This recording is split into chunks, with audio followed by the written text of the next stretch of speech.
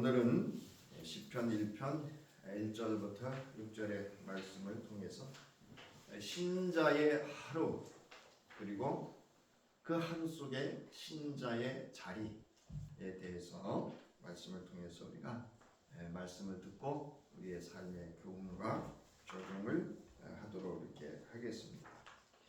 신자란 특정한 종교를 믿는 사람을 신자다 이렇게 국어 사전에서는 정의를 하고 있습니다.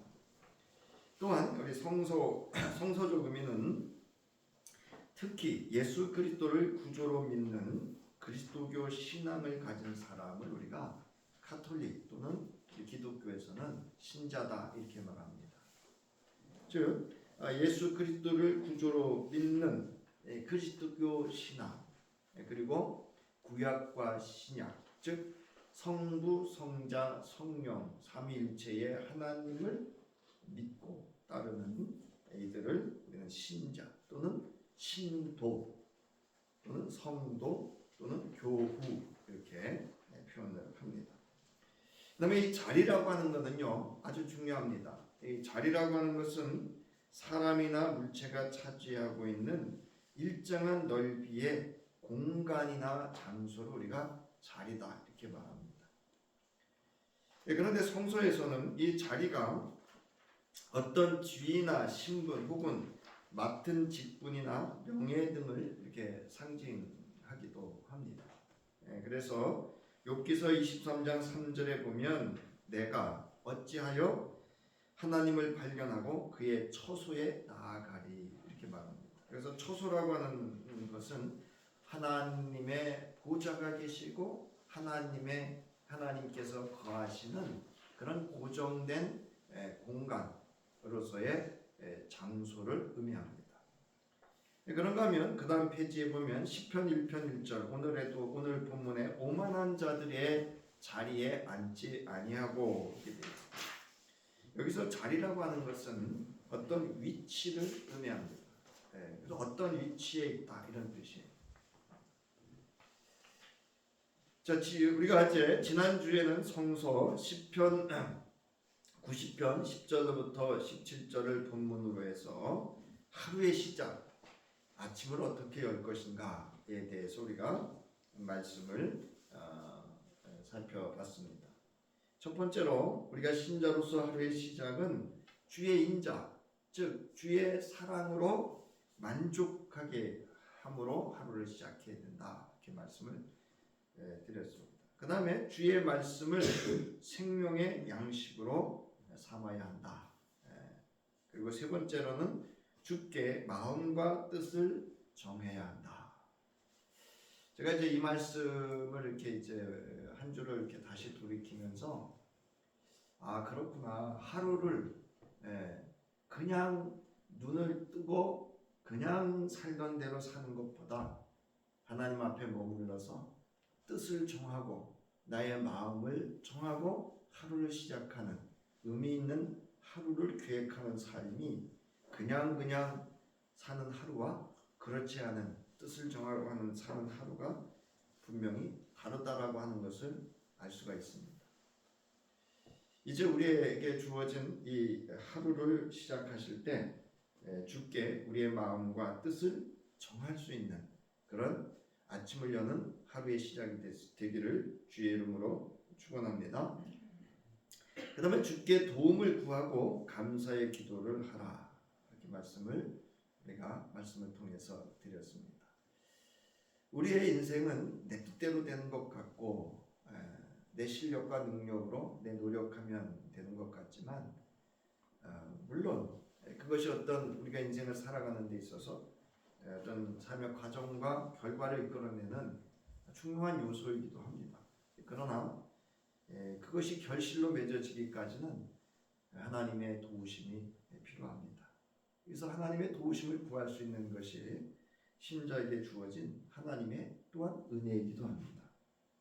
누군가가 힘든 언덕길을 이렇게 올라갈 때 손가락 하나로 허리만 밀어줘도 큰 힘이 됩니다. 근데 온 우주 만물을 창조하시고 독생자 예수를 십자가에 내어주시고 날 구원하신 그 하나님께서 또 우리의 연약함을 아시고 도우시는 성령께서 도우시는 그런 인생이 된다고 한다면 세상 기준으로는 우리가 거기에 이르지 못할지 모르지만 하나님의 도우심을 받고 사는 우리의 인생에 있어서는 풍요로운 그런 하나님의 은혜를 누리며 하나님과 동행하는 삶을 살아갈 수 있을 겁니다. 또한 하루를 감사의 기도를 드리고 시작하는 겁니다. 내게 주어진 이 하루가 여러분 감사하실 수 있기를 바랍니다. 이 하루요 내가 선택하고 내가 이렇게 취득한 날이 아닙니다. 하나님께서 내게 생명을 주셨고 이 하루의 삶을 통해서 나를 통해서 이루어가실 하나님의 뜻과 계획이 있기 때문에 그렇습니다. 따라서 이처럼 하루를 주의 사랑으로 주의 말씀으로 주님 앞에 나의 마음과 뜻을 정하고 도우심을 그리고 감사의 기도를 드리고 하루를 산다고 한다면 그 하루는 하나님의 크신 동행하심과 또 하나님의 함께하심을 우리가 처처수에서 우리의 삶 속에서 섬세하게 그리고 이렇게 경험하며 살아갈 수 있을 것입니다. 자, 오늘은 그리스도인 즉 신자로서 하루를 어떻게 살 것인가 하는 겁니다. 그리고 신자로 하루를 살아가는 데 있어서 신자로서 어떤 자리에 있어야 하는가를 오늘 본문 시편 1편을 중심으로 이제 알아보고자 합니다.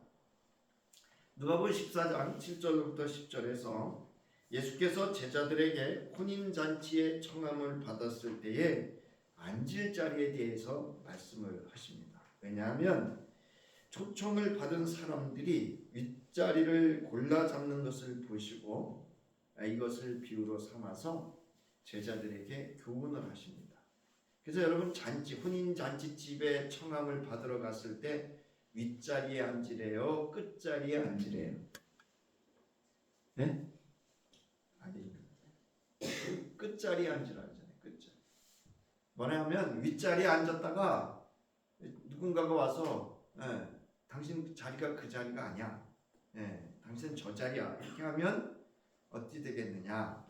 그러나 너가 끝자리에 앉았다가 주인이 초청한 이가 와서 당신 이 윗좌석으로 올라오세요. 이렇게 한다고 한다면 여기 나오죠.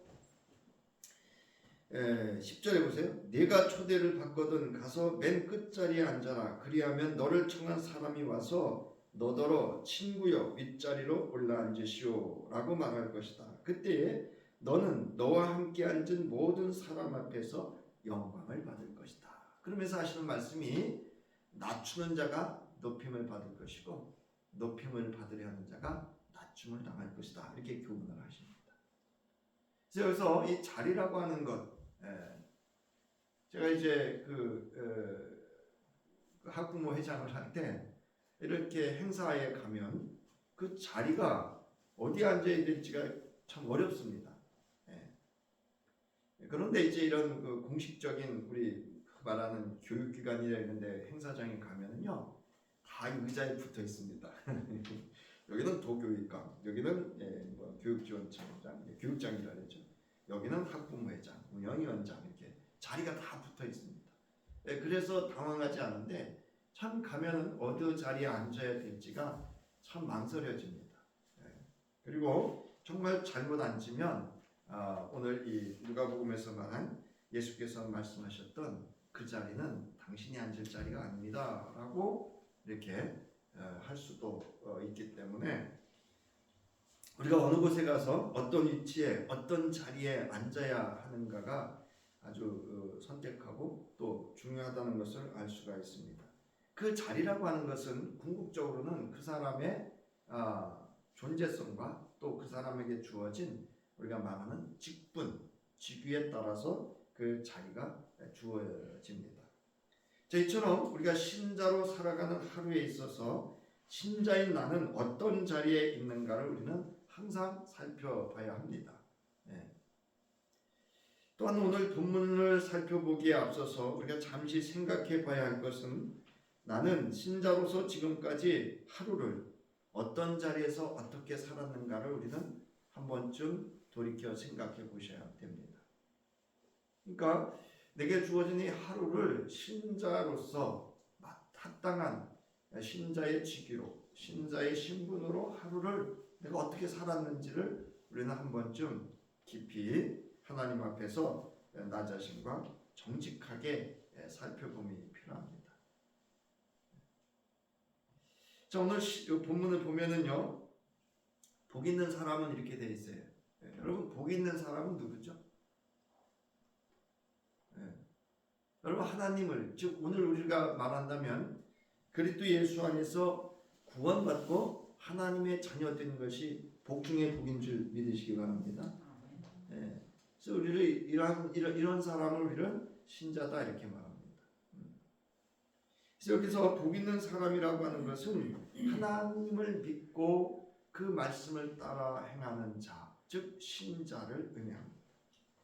자, 오늘 본문 시편 1편은 하나님의 사람, 즉 신자가 어떻게 살아가야 하는가를 말하고 있습니다. 이렇게 하루를 사는 신자가 오늘 본문의 말씀처럼 이렇게 하루를 사는 신자가 복 있는 사람이고 여호와께서 인정하는 사람이다라고 시편 기자는 증언하고 있습니다. 여기서 여러분 복이라고 하는 단어는요, 바라크가 아니고요, 아슈레라는 단어를 씁니다.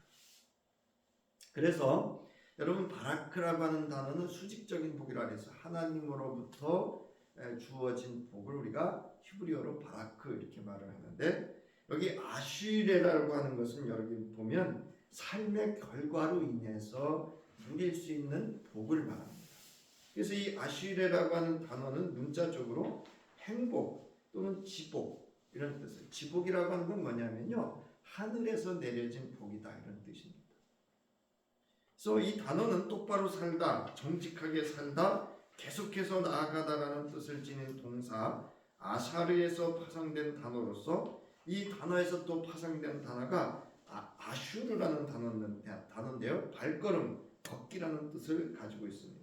따라서 본문에서 복 있는 사람이라고 하는 이 아슈레라고 하는 단어는 신자로서의 삶과 그 여정 속에서 일어나는 모든 행위들에서 비롯된 행복을 의미합니다. 내가 그렇게 행함으로 얻고 누릴 수 있는 복을 말하는 겁니다. 이제 아셨죠? 여기서 복 있는 사람은 쉽게 말씀드리면 신자로서 하나님의 말씀, 오늘 여기 1절과 2절과 6절에 이르는 그 말씀대로 산 자가 얻어서 누릴 수 있는 복을, 행복을 말합니다. 자, 이런 사람은 어떤 사람인가? 첫 번째로 말씀의 자리에 있는 사람입니다. 함께 하시기 바랍니다. 말씀의 자리에, 말씀의 자리에 있는 사람이 이 복을 누릴 수 있습니다. 지난주 하루를 시작하는 아침을 열 때 주의 사랑의 말씀을 듣고 생명의 양식으로 삼아 하루를 시작해야 한다고 하였습니다. 시편 143편 8절에서 시편 기자는 내가 주님을 의지하니 아침마다 주님의 변함없는 사랑의 말씀을 듣게 해 주십시오. 내 영혼이 주님께 의지하니 내가 가야 할 길을 알려주십시오 라고 합니다. 시편 기자는 하나님의 말씀을 신자가 살아가야 하는 길, 여기서 길은 삶의 태도와 방식을 의미합니다. 그래서 그 하나님으로부터 주님의 사랑의 말씀을 듣고 그것을 자신의 삶의 태도와 방식으로 삼고 살아가고자 아침마다 주님의 변함없는 사랑의 말씀을 듣기를 여호와께 바라고 있었습니다. 오늘 본문 2절에서 시편 기자는 복 있는 사람, 즉 신자는 오로지 주님의 율법을 즐거워하며 밤낮으로 율법을 묵상하는 사람이다 라고 합니다. 여기서 율법은 단순히 모세 오경만을 말하는 것이 아니라 하나님의 말씀이 기록된 성서 전체를 의미합니다. 또한 즐거워하다라는 말은 기뻐하다라는 그런 의미로서 시편 기자는 여호와의 말씀을 즐거워하고 기뻐하는 신자가 행복하다 이렇게 말합니다. 여러분, 우리가 하나님의 말씀이 내게 기쁘고 즐거운가 쉽지 않습니다. 오히려 나를 이렇게 매고 또 수고롭게 하는, 그래서 오늘 아침에도 우리 마태복음 11장에 나오는 주님이 말씀하셨던 수고하고 무거운 짐진 자들아 다 내게로 오라는 말씀이 그 율법에 매여 사는 이들을 향해서, 물론 인생의 수고로움도 있고 있지만 율법에 매여 살면서 인생을 수고롭게 사는 이들을 향해서 하셨던 말씀입니다. 자, 복 있는 사람 즉 신자는 율법을 인생의 수고로운 짐이나 멍해로 여기지 않고 도리어 즐거워하고 기쁨으로 여긴다 이겁니다.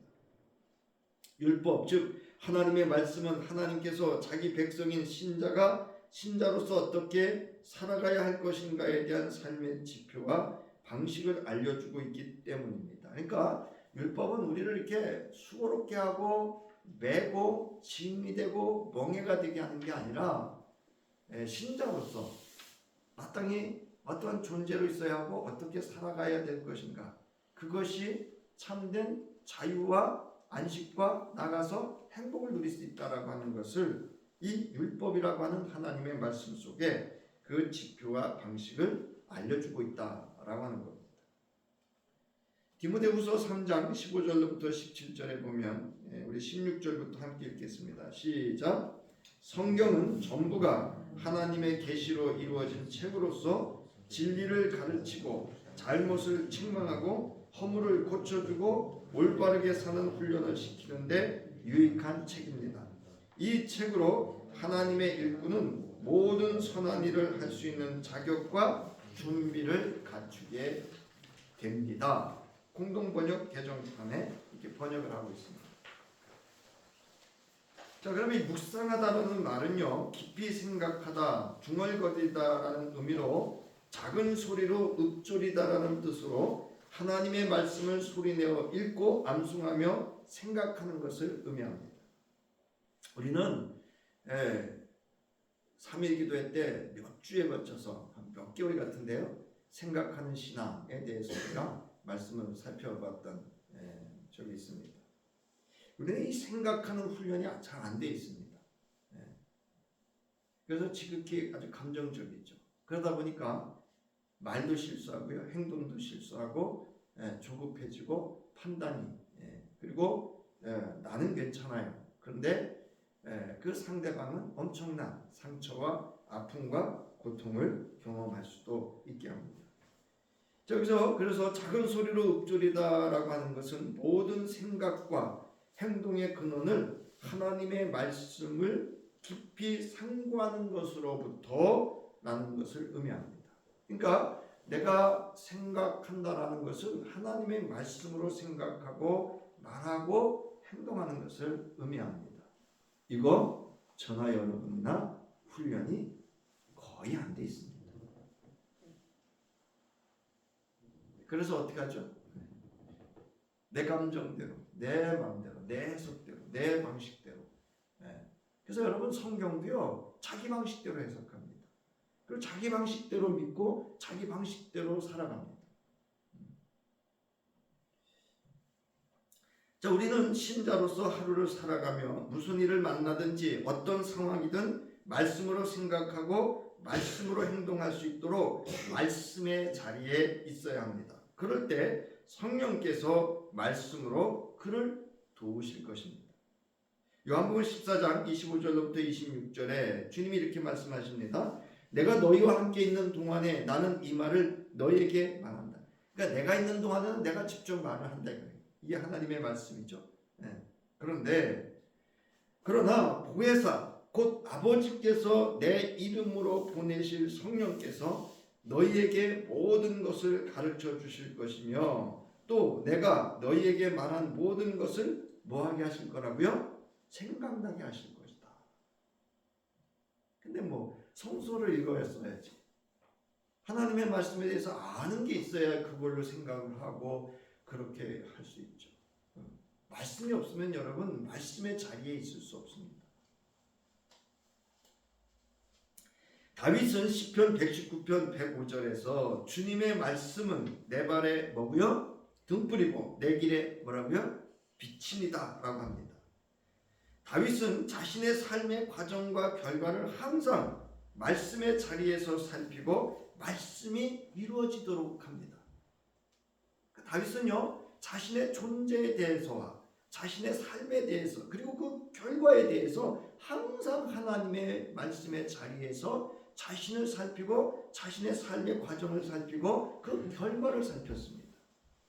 이것이 여러분 신자입니다. 모세는 신명기 6장 4절로부터 9절에서 이스라엘 백성을 향해서 하나님의 말씀을 선포하기를 이스라엘은 들으십시오. 주님은 우리의 하나님이시오. 주님은 오직 한 분뿐이십니다.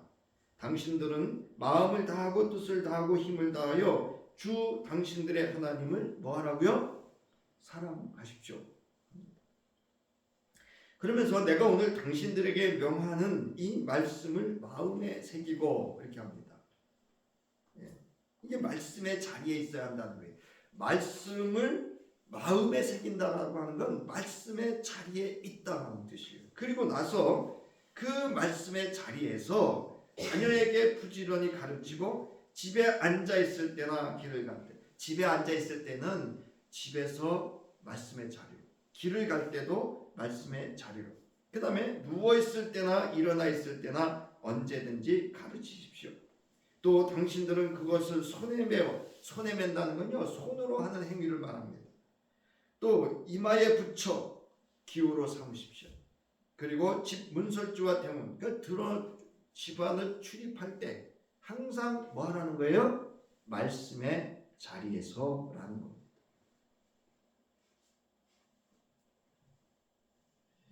여러분, 여기 이제 이 색이다라고 하는 단어를 제가 이제 찾다가 저도 공부가 됐는데요. 이 자리라고 하는 자리가 외하유 이렇게 돼 있어요. 외하유. 그래서 이 단어는 이 접속사가 붙어 있어요. 원래 하라는 단어인데요. 거기 접속사가 하야라는 단어가 붙어서 외하유 이렇게 되어져 있는데요.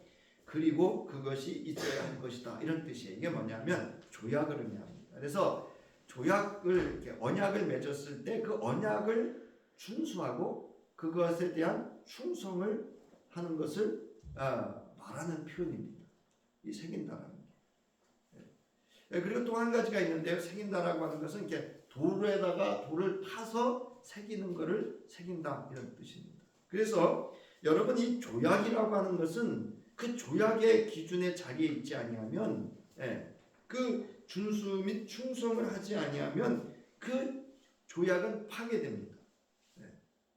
그것처럼 오늘 우리도 하나님의 그 언약의 말씀을 우리에게 이렇게 말씀의 자리에서 그것을 준수하고 충성하지 아니하면 그 약속은 파괴되는 것과 동일합니다. 이처럼 모세도 항상 하나님의 말씀을 마음에 새기고 지키는 말씀의 자리에 있어 신자의 하루를 살아야 한다라고 이스라엘 백성들에게 선포합니다. 자, 오늘 본문에서 시편 기자는 말씀의 자리에 있는 여호와의 말씀을 즐거워하고 묵상하는 사람이 복 있는 사람이고 여호와께서 그의 길을 인정한다라고 합니다. 이처럼 오늘날 기독 신자도 항상 말씀의 자리에 있어 예수 그리스도의 가르침을 즐거워하고 묵상하며 내가 곧 길이요 진리요 생명이다 하신 예수 그리스도의 인격과 삶을 본받아 따르는 하나님 아버지께 인정하는 말씀의 자리에 머물러 있는 그런 존재와 삶이 되어지기를 주의 이름으로 축원합니다. 항상 우리는 말씀의 자리에 머물러 있어야 돼요. 두 번째로 기도의 자리에 있는 사람입니다. 신자는 기도의 자리에 있는 사람입니다.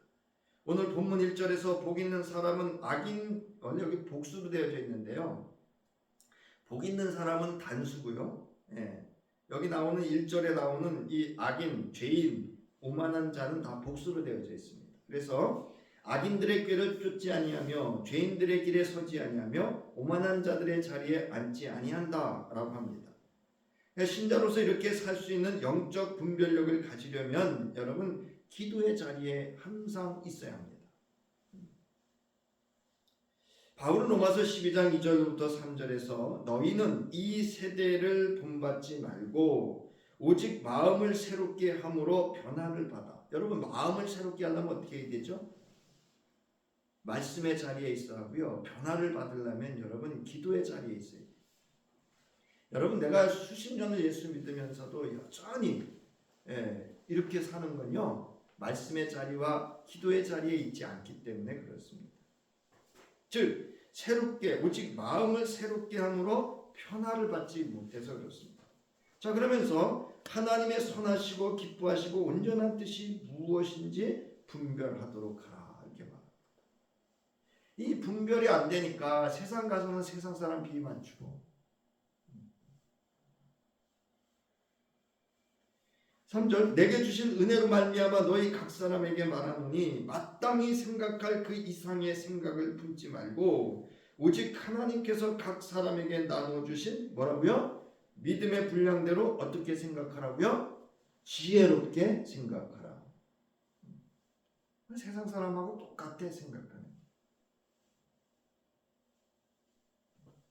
여러분 이렇게 마음을 새롭게 하고 변화를 받고 하나님의 선하시고 기뻐하시고 온전한 뜻이 무엇인지 분별하기 위해서는 항상 깨어 기도의 자리에 있어야 합니다. 그렇지 않으면요, 여러분 내가 사람을 쫓아다니고요, 세상의 이념을 쫓아다니고요, 돈을 쫓아다니고요, 육신의 정욕을 쫓아다닙니다. 예수께서 제자들에게 시험에 빠지지 않도록 깨어있어 기도하라고 하셨습니다. 예수께서도 사탄의 유혹을 말씀으로 이겨내신 것, 40주야 광야에서 금식하며 항상 깨어 기도의 자리에 있었기 때문에 사탄의 시험도 물리칠 수 있었던 겁니다. 여러분 우리에게 이제 요즘은 이제 여러분들 경계하셔야 돼요. 요즘 AI가요 사람의 목소리를 똑같이 흉내냅니다. 그래가지고 내 아들 목소리로 전화를 해요. 그러면 거기에 쏙습니다. 보이스피싱. 근데 여러분이 잠시 기도의 자리에 머물러 있다고 한다면 뭐 할 수 있어요? 분별할 수 있어요. 여러분 신자가 기도의 자리에 있지 아니하면 세상의 유혹과 세속화에 빠지기 쉽습니다. 여러분 기도하지 않는 교회 세속화에 빠지기 쉽습니다. 말씀의 자리에 있지 않는 교회 넘어지기 쉽습니다. 그래서 여러분 초대교회는 모이면 뭐 했어요?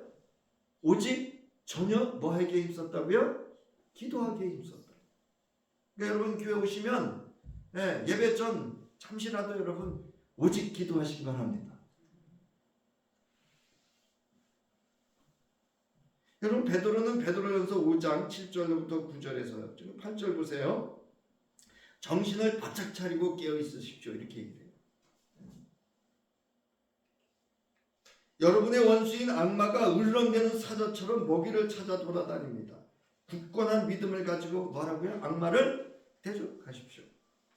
그리고 베드로서 2장 18절에 그들은 허무맹랑한 큰 소리를 하며 그릇된 생활을 하는 자들로부터 가까스로 빠져나온 사람들을 육체의 방탕한 정욕으로 유혹합니다. 여러분 교회에서 큰 소리 외치죠? 기도의 자리에 있지 않아서 큰 소리 칩니다. 여러분 기도의 자리에 있으면 큰 소리 칠 일이 별로 없어요.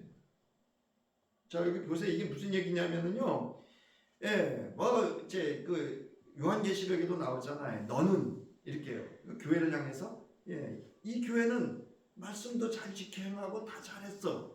그런데 첫사랑을 잃어버렸어. 그럼 너희 안에 지금 이단자들이 있어.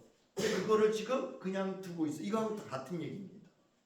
그러니까 세상의 유혹으로부터 다 이겨냈어요. 다 이겨냈는데 지금 여기 지금 이 육체의 방탕한 정욕이라고 하는 것은요 성적 문제거든요. 그러니까 초대교회 안에도요 이 성적인 문제가 있었습니다. 고린도 교회도 있었어요. 이런 문제들이 그 시대가 방탕하다 보니까 교회 안에 세상과 세속화가 들어와 있었던 거예요. 근데 여러분 오늘날도 저희는 규모가 다 거룩하게 잘 믿음으로 사시니까 그렇죠. 여러분 규모 있는 교회는요 말도 못합니다. 지금 장로와 집사가요 이렇게 막 그것뿐만이 아니고 뭐 며칠 전에 또 제가 이상한 소식도 들었는데, 그러니까 여러분 다른 그릇된 생활로부터 잘 이겨냈는데 육체적인 방탕 왜 넘어졌다, 유혹에 빠졌다는 겁니다.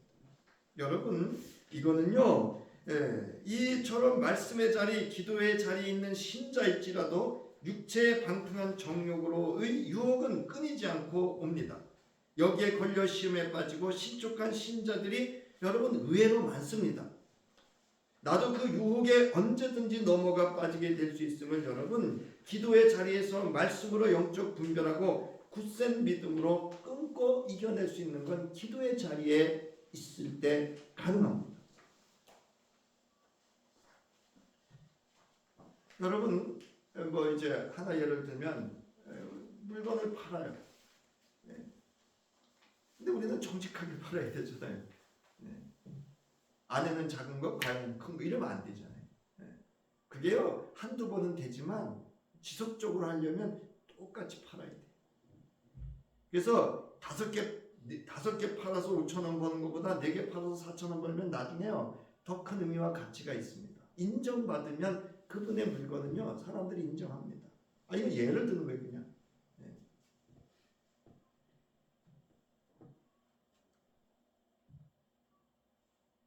자, 오늘 본문에서도 여러분 복 있는 사람일지라도 언제든지 여러분 그 1절이란 얘기는 뭐냐면요 복 있는 사람도 언제든지 악인들의 꾀와 죄인들의 길과 오만한 자의 자리에 앉을 수 있다는 것을 여러분 강조하고 경계하는 걸 의미합니다. 언제든지 우리는 악인들의 꾀에 죄인들의 길과 오만한 자들의 자리에 앉을 수 있습니다. 그래서 여러분 여기 악인이라고 하는 건 뭐냐면요 여기 나오죠 하나님을 대적하는 무리를 뜻하고요 죄인은 뭐냐면 표적에서 벗어난 사람으로서 올바른 길에서 벗어나 죄를 짓는 것이 습관이 된 사람을 의미합니다. 여러분 죄를 짓는 습관이 된 사람들이 있어요.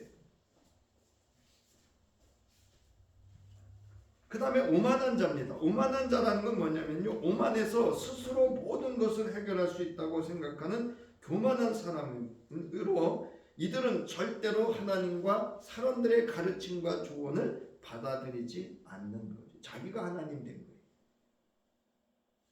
자 그러면서 이제 이렇게 악인은 쫓고 죄인은 서고 그다음 오만한 자는 앉는다라는 이런 점칭법을 씁니다.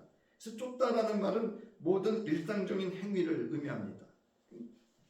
여러분 악인들의 행위를 우리는 은연중에 쫓아갈 수 있습니다. 그 다음에 선다라는 것은요 참여한다는 것으로서 그들의 행동과 삶의 방식이 된 상태를 말합니다.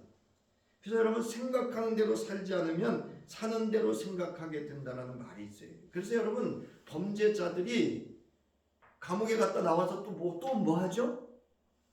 또 범죄합니다. 그 뭔지 아세요? 생각하지 않는 생각하는 대로 살지 않다 보니까 이제는 사는 대로 생각해서 행동을 합니다. 그다음에 여기 앉다라는 말은요 고대에 이스라엘의 지도자들이 성문에 모여 앉아서 재판과 성내의 문제를 해결하는 모습을 풍자했다는 이렇게 비꼬는 거예요. 비꼬는 거. 풍자하는 거예요. 우리 김삿갓처럼. 그러므로 오만한 자의 자리에 앉는다는 것은 단순히 죄인의 삶의 태도를 따라 사는 정도가 아니라 깊숙이 관여해서 주도하는 것을 의미합니다. 주도하는 거예요. 우리가 요즘 이제 이런 얘기 했잖아요. 사생활. 여러분 목회도 전에는 뭐 정말 목회자들이 뭐 별거 다 했잖아요. 그죠? 부부 상담, 자녀 상담, 진학 상담, 취업 상담, 뭐 개업 상담 다 했어요. 근데 요즘은 그거 안 해도 돼요. 전문가들한테 맡기면 되죠. 저희는 영적 문제에 관해서 상담하고 여러분들을 돌보고 도와주는 역할을 하는 게 목회예요. 자, 이처럼 복 있는 사람은 하나님을 경멸하는 그런 오만한 자의 자리에 앉지 않는 신자를 말합니다. 그러기 위해서는 항상 깨어 기도의 자리에 있어 자신이 어느 자리에 있어야 하는지를 영적 분별할 수 있어야 합니다. 내가 목사의 자리에 있어야 되는지 장로의 자리에 있어야 되는지 권사의 자리에 있어야 집사, 내가 남편, 아내 이게 다 자리가 있어요. 그 자리에 있기 위해서는 뭐가 필요하다고요? 기도를 통한 분별력이 필요합니다. 마지막으로 신자의 자리에 있는 사람입니다. 오늘 본문 6절에서 시편 기자는 무릇 의인들의 길은 여호와께서 인정하시나 악인들의 길은 망한다라는 건 여러분 멸망한다 이런 뜻이에요. 소멸한다, 없어져 사라진다 이런 뜻입니다. 그 앞서도 나와 있지만 하나님의 심판을 견딜 수 없기 때문에 그렇습니다. 자, 의인이라는 말은 올바르고 공정하며 참되고 경건하며 정직하다는 뜻으로 죄와 관계없는 상태를 의미합니다. 죄와 관계없는 상태로 우리가 있을 수 있을까요? 없을까요? 없습니다.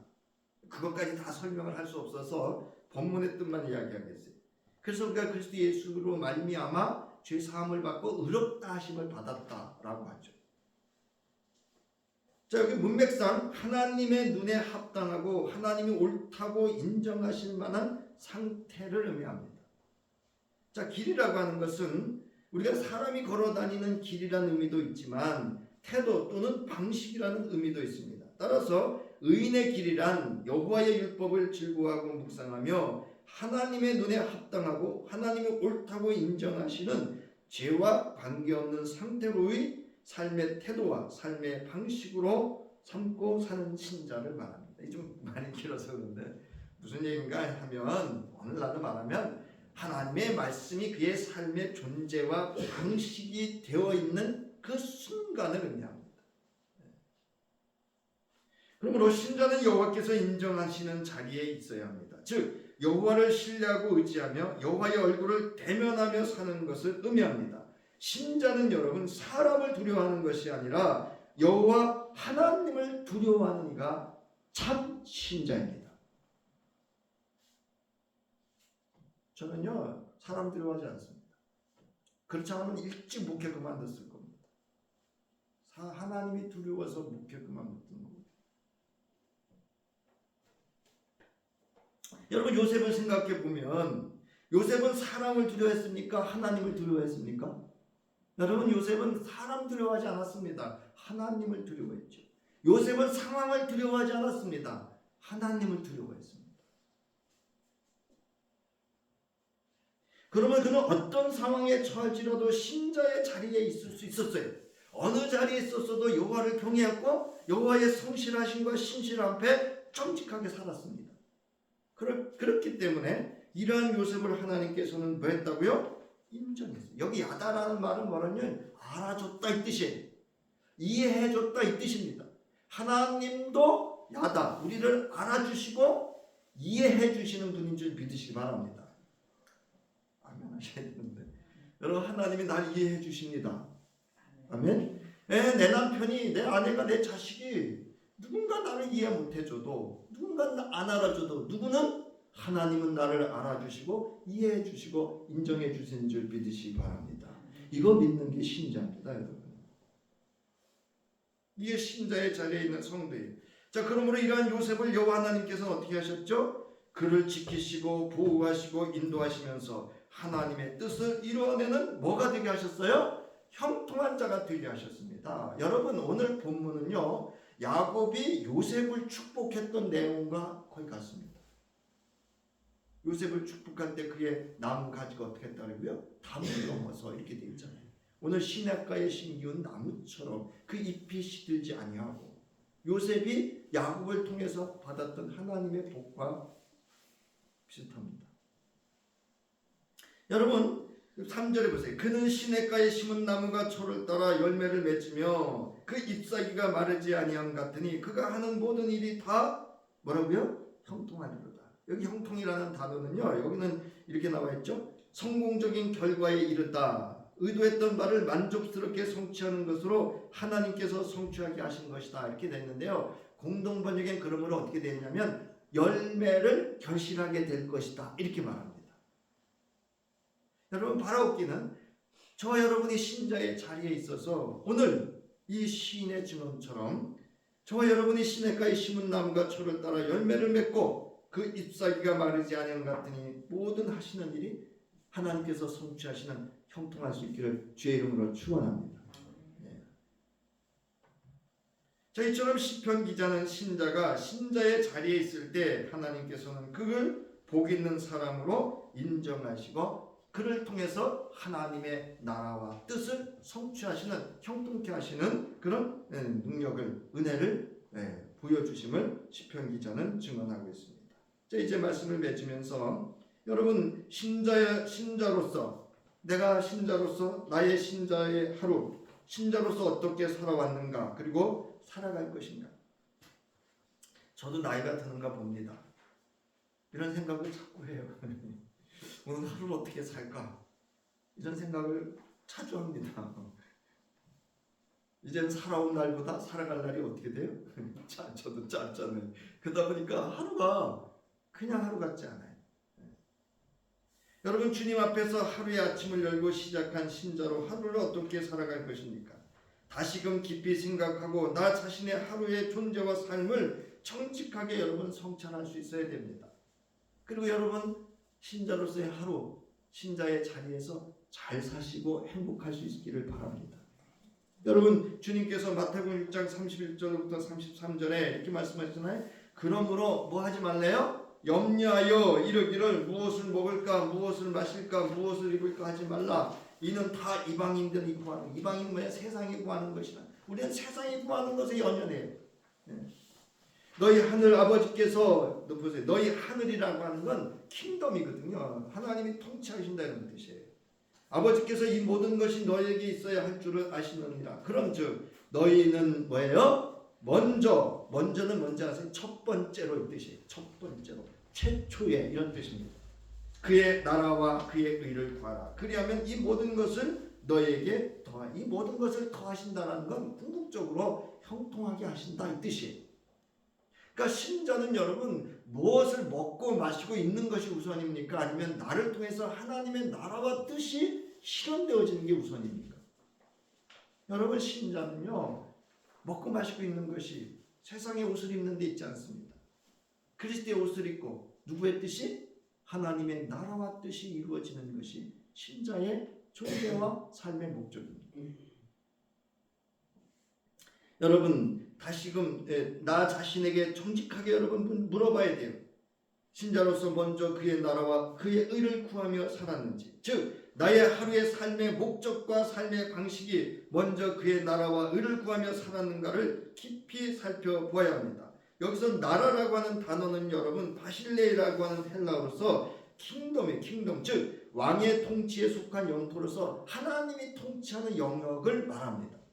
그리고 의라고 하는 것은 의로움이라는 것으로서, 즉 의로움이라고 하는 건 하나님의 말씀대로 살아가는 것을 의미합니다. 그 존재로 있는 상태를 의롭다라고 하는 거예요. 의롭다라고 하는 겁니다.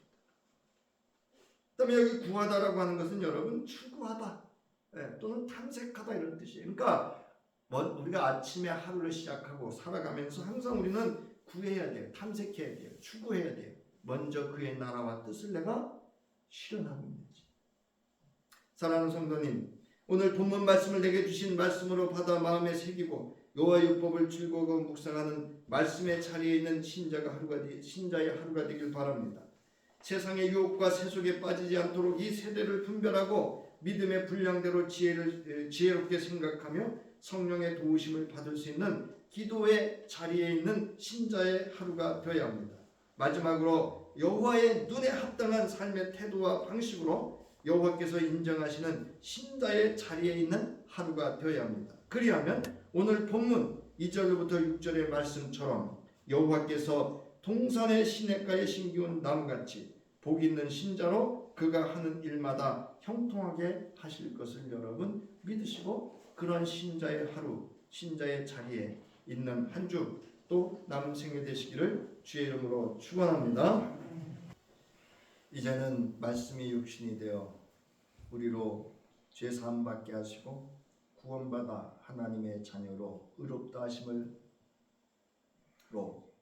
이제 하나님의 사람으로 신자의 자리에 있게 하신 우리 주 예수 그리스도의 구속의 은혜와 우리로 주의 사랑으로 말씀을 주셔서 말씀의 자리에 있게 하신, 온 우주 만물을 창조하신 말씀 되신 하나님의 무한하신 사랑과 이제 기도의 자리에서 우리의 연약함을 아시고 도우시며 감동감화 역사하셔서 이제 신자로 마땅히 살아가야 될 삶을 살아 여호와 하나님 앞에 복 있는 사람으로 행복하게 살며 형통케 하시는 은혜를 누리게 하실 도우시는 성령의 함께 하심이 이제 말씀의 자리, 기도의 자리, 신자의 자리로 남은 생에는 주님과 함께 기뻐하며 즐거워하며 복된 삶을 살아가기를 결단하며 돌아가는 저희와 가정과 기업과 삶의 위에 이제로부터 영원히 함께 하시기를 간절히 축원하옵나이다.